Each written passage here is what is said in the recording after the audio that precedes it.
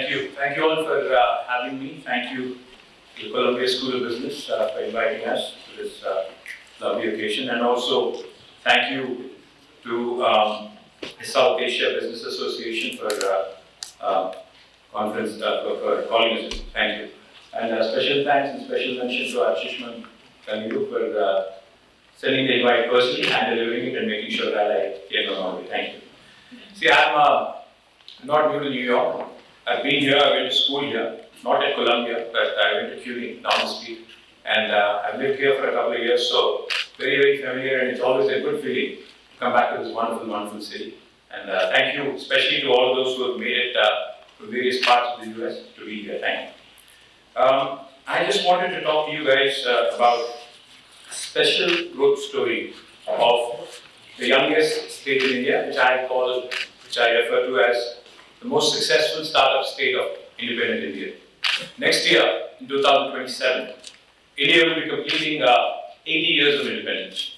And in the last 80 years, I can say this with utmost confidence and with a bit of a swag as well, that I represent that state in India, which has done tremendous things in a short span of time. And I truly take a lot of pride in this state that we fought hard to get, and we also fought hard to administer over the last decade and more. Having spent a decade at the intersection of industry, innovation, and governance, I can tell you with confidence that when leadership has a clarity of purpose, and when leadership can focus on getting things right, even in a country like India, which is probably the most diverse nation on the planet, things can be done, and clarity of purpose can build credibility far beyond geography. Peter Drucker very famously said, the best way to predict the future is to create it. That's exactly what we try to do over the one decade since Telangana became an independent state. In Telangana, in many ways, we have not waited for growth, we have not waited for opportunities, but build institutions, infrastructure, and confidence that could attract growth, opportunity, and innovation. Telangana, like I mentioned, was not a state that was given on a platter to us. We, in fact, had to fight really hard, struggle really hard, led by our very able leader, Shri KTR. It was born out of struggle, sacrifice, and ultimately the world's largest democracy. The government of India had to heed to the popular demand of the people of Telangana. Our story, the state story, is a story that represents dignity, aspiration, and progress. What is that story? I would like to elaborate in a bit.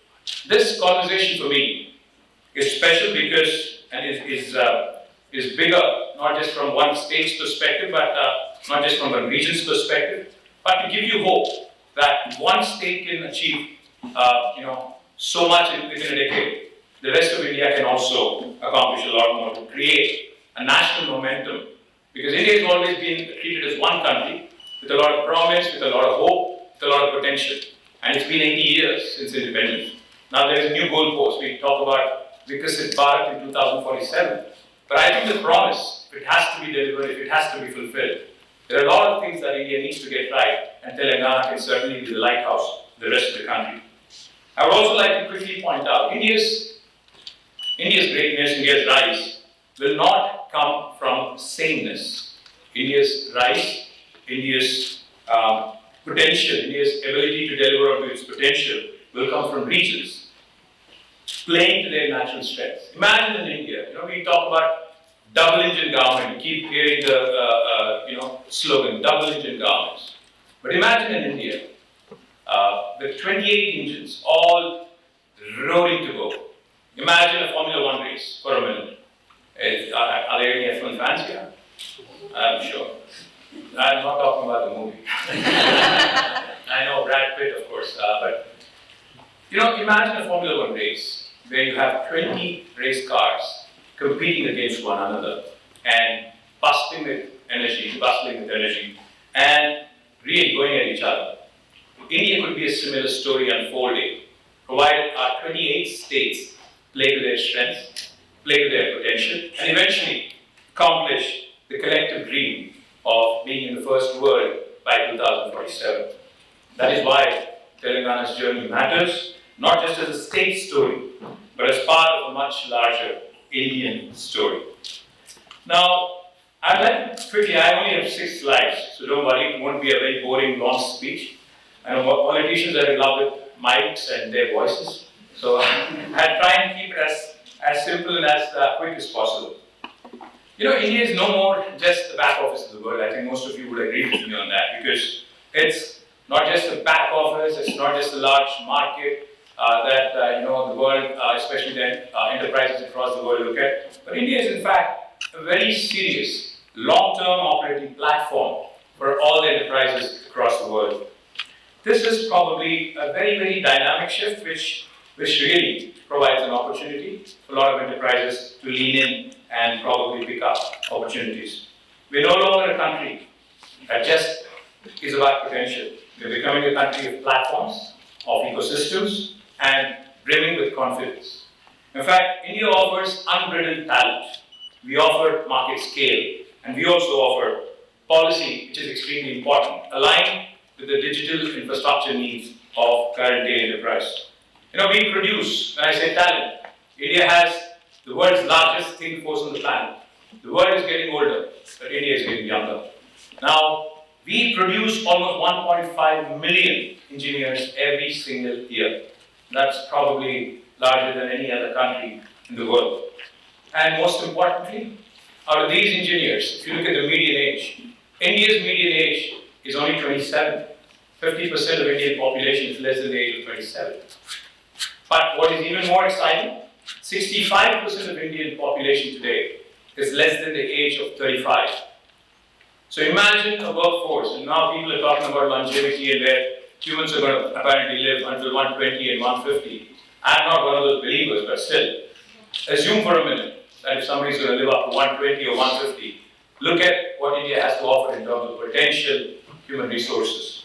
Now that is probably the youngest and most diverse talent pools that you'll see. More importantly, as I mentioned, the digital infrastructure that is being set in place, set in motion, also creates enough opportunities by reducing friction across the various sectors in the economy. Access has become faster, transactions have become smoother, and scale has become easier to manage. What mattered even more was how strong states and capable cities have converted that shift into real economic confidence.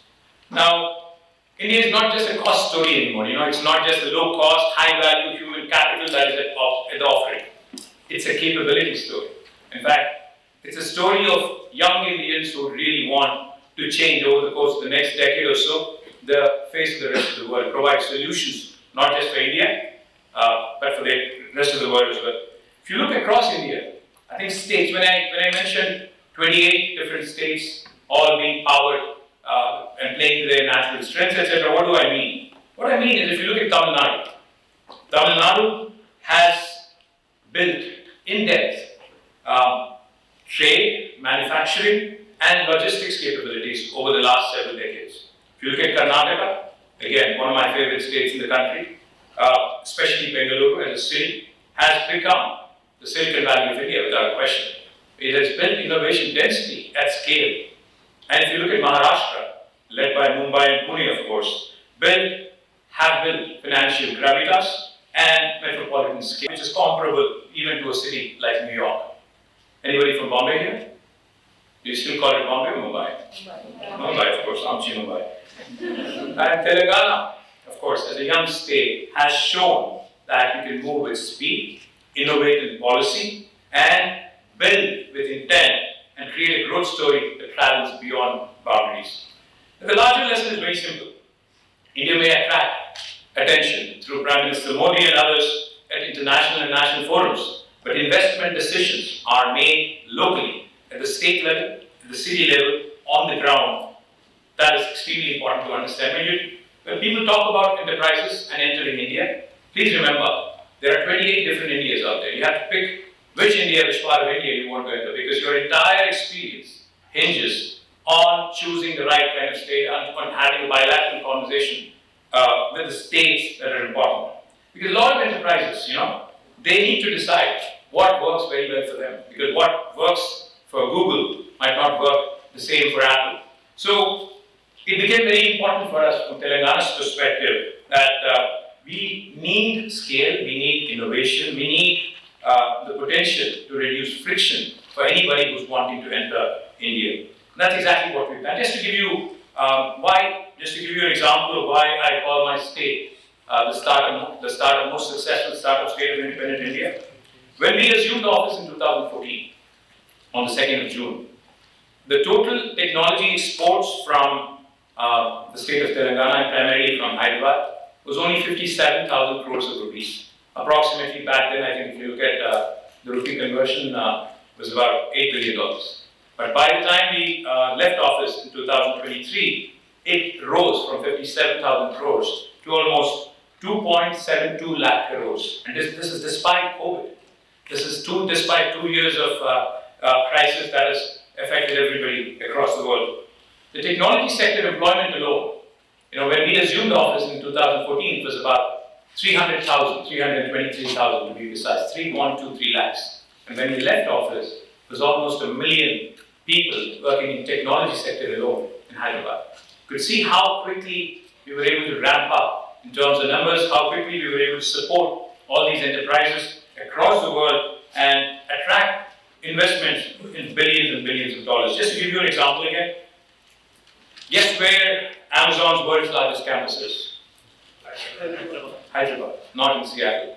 So, again, an incredible story where we could deliver all permissions to Amazon within 11 days of them applying to build the world's largest campus.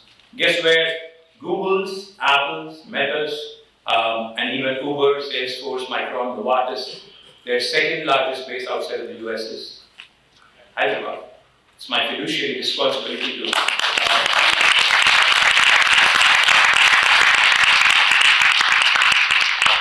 list is large, the list is long. Uber, Salesforce, Micron, Novartis, I can go on. It's a long list. Hyderabad did not just market itself well. It built the capacity to absorb ambition of the enterprises to grow, to scale, to expand. If there is one lesson that Telangana can teach you, it is this. Investors notice talent, but they commit to ecosystems. Talent in India can be mobile. You could be a Bangalorean, but you could shift to Hyderabad for a job. You could be from Bihar, but you could very easily come and adopt to Hyderabad or Bangalore. So it's even more important from a city perspective, from a state perspective, to build an ecosystem that is going to nurture the ambition of all these enterprises. Now, I would be remiss if I don't mention Dr. B.R. Ambedkar while I'm at Columbia University. As many of you, probably most of you know this, Dr. B.R. Ambedkar was an alum of this prestigious university back in the early 1900s, early first part of 1900s. As Dr. B.R. Ambedkar, he's also one of our founding fathers of independent India. I would like to just quote him on one quick point he made about innovation and ideas. Humans are mortal, to quote Dr. B.R. Ambedkar. Humans are mortal, so are ideas. An idea needs propagation as much as a plant needs water. Without it, both will wither and die. So the important point that I think we all need to absorb and assimilate is how even the best of ideas need ecosystems, need the support to nurture them, to actually make them into something which eventually translates into a larger than life idea. I would like to give you a few examples. Freshworks, an Indian company, began by solving a local problem, but a stubborn and a very real one which is rooted in India.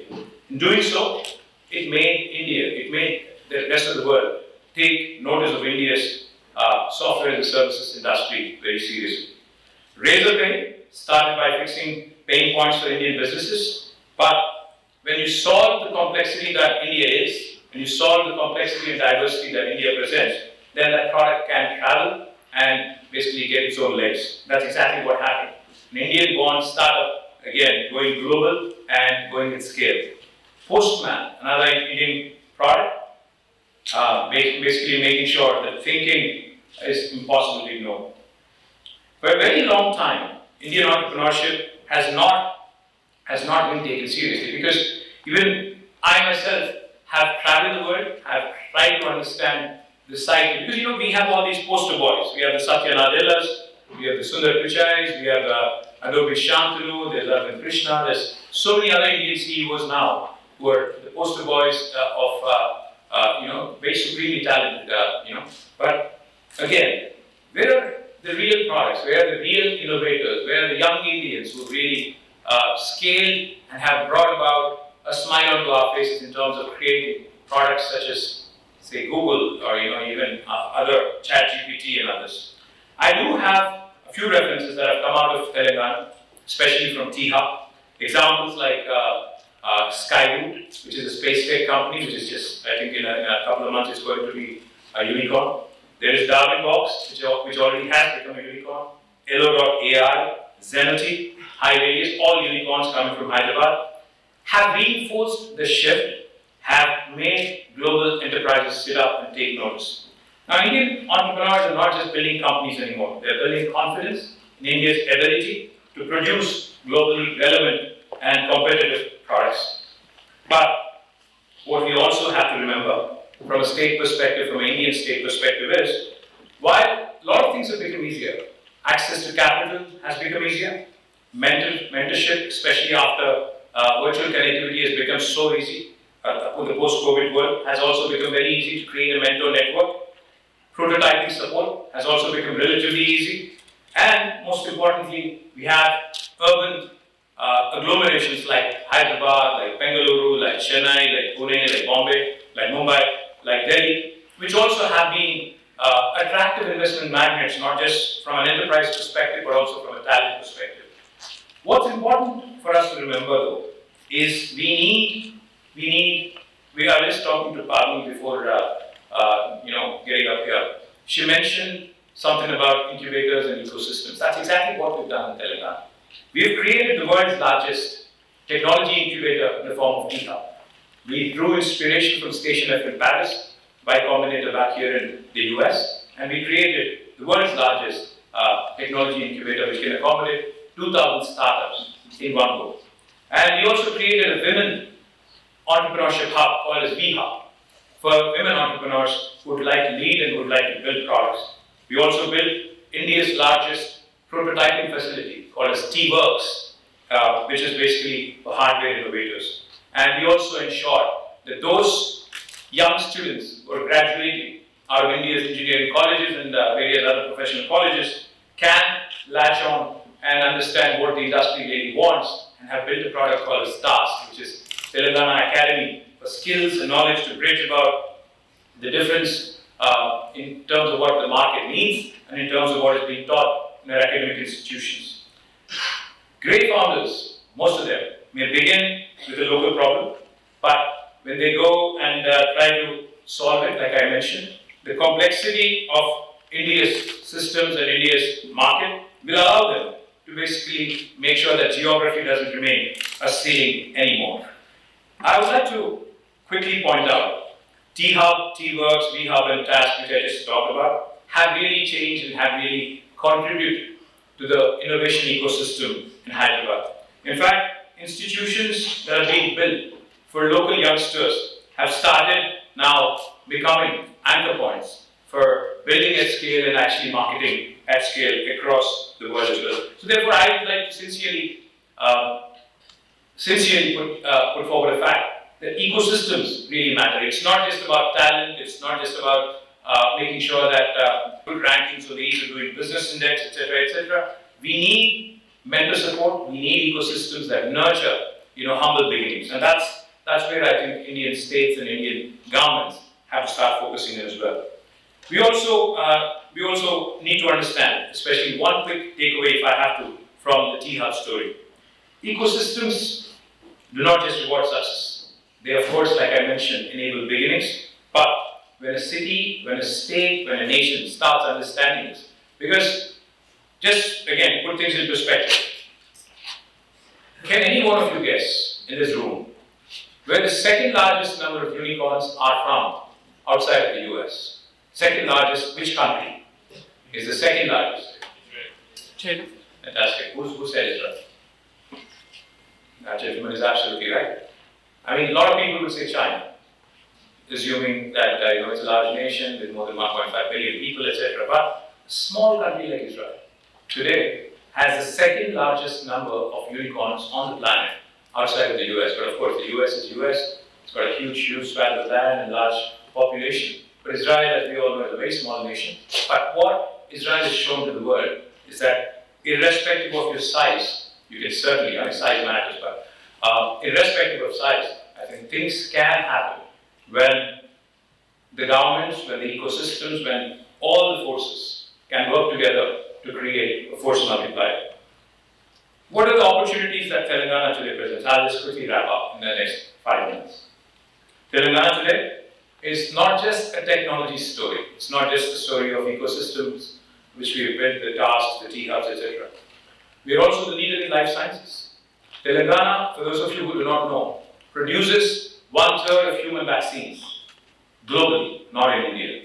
So next time one of your children, one of your cousin's child is getting a vaccine shot, there is a 1 in a 3 chance it could have been made in my city, Hyderabad, in my state, Telangana. We produce 10 billion doses of human vaccines every single year. That is the largest in terms of percentage, 33% for any city, for any state across the world.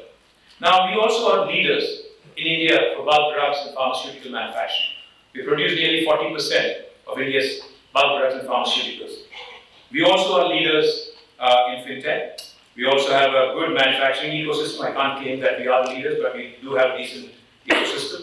We are also transitioning into clean energy. And of course, Hyderabad continues to be the leader in India in terms of urban infrastructure. For those of you who have not visited Hyderabad, I would strongly urge you to, especially after visiting the rest of Indian city. I mean, go to Bombay, go to Delhi, go to Bangalore, and then come to Hyderabad. I would really appreciate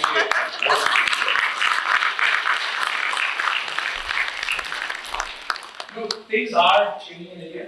Those of you who haven't visited back home India, in a long time. UPI has changed payments. Aadhaar has changed identity and access. ONDC is beginning to reshape digital commerce and how we really do commerce on a day-to-day basis. The deeper shift is that these digital systems are now becoming the base layer on which other sectors can scale. Now, why am I mentioning so many different ecosystems? I tell you only one simple thing. I think the next wave of growth, I think the next big opportunity for all of you young men and young women here who are wanting to do something at scale lies not just in one sector. It does not lie either in life sciences or in technology or in agri-tech or in fintech or clean tech, etc. I think the real opportunity lies at the point of intersection of all these different sectors, and I don't think we have the room anymore for isolated bets in one sector. We need to be able to have this convergence happening across different sectors. Now, Hyderabad is one such example. I'll just point out to a classic company that you all know, Novartis. You all may be familiar. It's a Switzerland company based out of Basel, headquartered in Basel, and has their second largest base outside of Switzerland in Hyderabad, India. Their largest innovation campus, Novartis' largest innovation campus, is in Hyderabad. Now, what do they do in this campus in Raiguru? What they do there is digital drug discovery. It's not so much about pure play laboratories and pure play research that goes on in a science lab. Today, Novartis has shown the rest of pharma industry, the rest of biotech industry, that digital drug discovery using simulations, bioinformatics, etc., is very much a possibility and is something that truly can be done by Indian workforce. Now, after Novartis, we've had great success. We've had Amgen, we've had Sanofi, a number of other international companies that have chosen Hyderabad. In fact, my dream, really, for my state is to bring in the top 10 pharma companies of the world to do all their digital drug discovery using innovation from the ecosystem that we've built in Hyderabad. I think we're already there 50%, but I think it will be important for us to also bring in more and more such interesting intersection points. Companies, homegrown companies like Dr. Reddy's. I think we have the sign of Dr. Reddy's somewhere here, Vishal. Is Vishal Reddy here? Hi, Vishal. So Dr. Reddy's is a homegrown company from Hyderabad. It's done exceptionally well and has built its scale.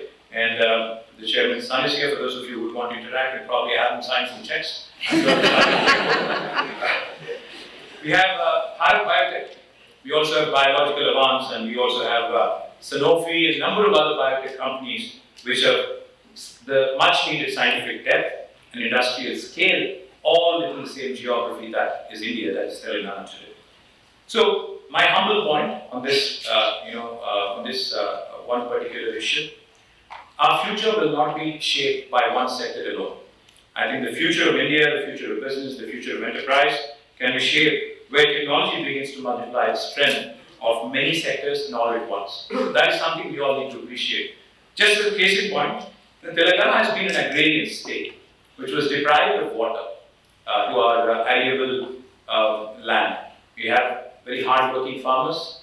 We've had Godavari and Krishna, two lifeline rivers, which traverse through the length and breadth of our state, but unfortunately did not have the technology or the leadership to bring back that water to the arid, dry regions of Telangana. And that's what has changed with the formation of the state.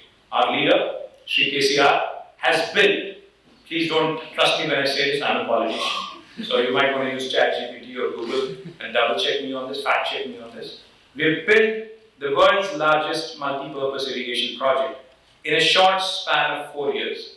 Did I mention the world's largest, not India's largest, within a short span of 4 years, and have created potential to irrigate 4.5 million acres of land in Telangana. This has never been done by any state. What I was trying to basically mention was the ability to adapt technology and use it to make sure that even the farmers who are at the bottom of the food chain, so to speak, are also given an opportunity to scale. Now, just to wrap up, all I would urge the young students here and the young businessmen and women here is please remember the hard choice is rarely between growth and caution. Please remember that it is speed versus stability, ambition versus depth. Now, what do I mean? What I mean is, short-term headlines versus long-term capabilities. It's easy to make a splash. It's easy to actually create, be an impact player. For those of you who watch cricket, and how many of you watch cricket here? The US has also joined the league, and I think we should start taking it more seriously. What do I mean? Impact versus stability. If you watch the T20 format, you have all these impact players.